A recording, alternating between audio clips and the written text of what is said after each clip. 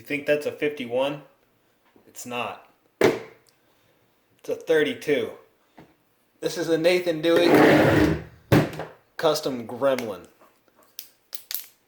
Awesome little knife. I bought this one a while ago off of Blade HQ. There was only a few of them made. I think he did a run of like 3 of them, right? And I saw it on there and I picked it up. I ordered it immediately, and I'm glad I did, because all of the other ones were gone almost instantly. They were swept up. This is a California legal balisong sub 2-inch blade. Well, right at 2-inch blade. It's got like a 1.6-inch cutting edge, and the weight is 2.7 ounces, and so it's a fat little thing. Look at how fat this sucker is. A lot of balisongs have a problem in being too skinny in this proportion, right? You know what I mean? They're too thin, and so you can't really get a good rolling in your hand, a good flip action in your hand.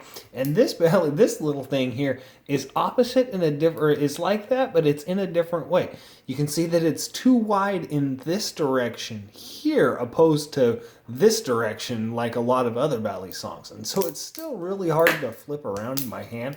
That's not to say that I can't do it. I mean,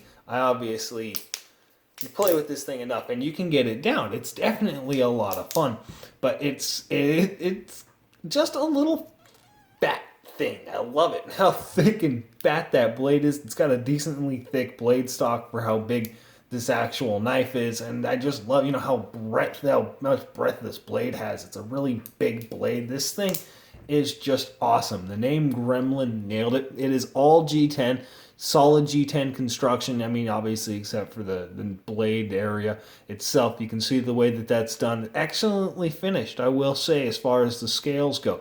And taking it out of the box, I was like, wait. I looked at it from this end and I saw that. I was like, what the hell is up with that? But if you notice here, it's actually a design aspect that this scale tapers down. And that does a couple things. It reduces the weight so that it's not as out of balance. And it actually gives a good flat profile. So the pocket clip itself isn't protruding just this big lump off of the side of the scale. It's actually, set down in there and more subdued. So that's actually a really good design. I love the way that one scale has been tapered. And it gives a cool aesthetic view as well, because all of these scales are relatively similar. You can see the color isn't matched up perfectly, but the black and green G10, it looks the same. It's got a really good look to it. But with this side, this one scale is just so different. It calls a lot of attention to it. And again, with the name Gremlin being black and green, having one crazy scale, I think I just really love it from an aesthetic standpoint. I really think that's cool. It does carry in the pocket quite well, even though it is really fat and weighs a whole lot for how big it is. But I will say the pocket clip there isn't fitted properly. You see that? And I could take it off, and I probably will at some point take it off and then redo it. And you can see as well, like he used like needle nose pliers to actually bend this up, because you can see the scoring for the needle nose pliers and that bend for that pocket clip there, and that isn't so good. That's not really nice. But I mean, at the same time, I paid $170 for this thing. You can't really be asking too much for a $170 custom balisong. You can't. Well, what can you say? And it does have an excellent grind. I really do like the way that this grind has been executed, because this top swedge here, you see, isn't actually sharpened. It does come down to it. It is just a decently thin edge, but it's not sharpened. It is still rounded. And so I really like the way that this knife is just overall set up. It's not going to penetrate into material worth a damn, but at the same time, it is a good little utility tool, and it gives an excellent aesthetic view. I really like the way that it looks. In hand, it flips okay. You can kind of do stuff with it. Let me see if I can actually... If you can actually do a trick with this thing, then it's a good knife for a really small area. I keep doing that. I'm trying to do it behind the 8-ball. But it's a good knife for driving around, or in confined areas, because driving, I found that I really like this thing. It's good for, right behind the steering wheel. I don't have a whole lot of space, but at the same time, I put an edge on it.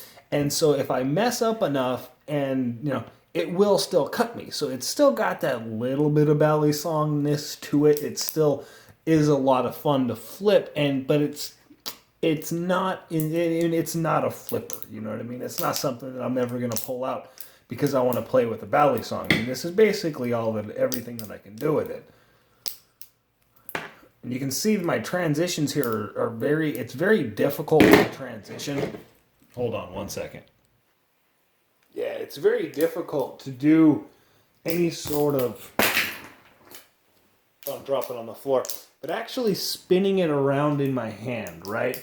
Getting it to rotate fully it's hard to do because it's really, really fat. The reason I keep dropping it right now and throwing it is because I suck and it's really tiny. You can see I can get it around, but then making the transition, actually rolling it over, getting it into this next position here so that I can actually do, the next rollover is difficult.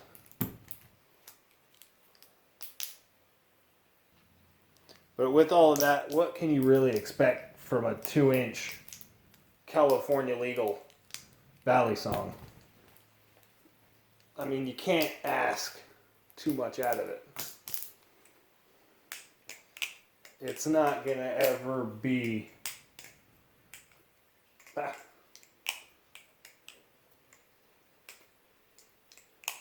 Yeah. It still is a hell of a lot of fun, though. Nathan Dewey has got a YouTube channel. And you can actually watch the assembly of this exact knife. Yep. Y'all have a good one.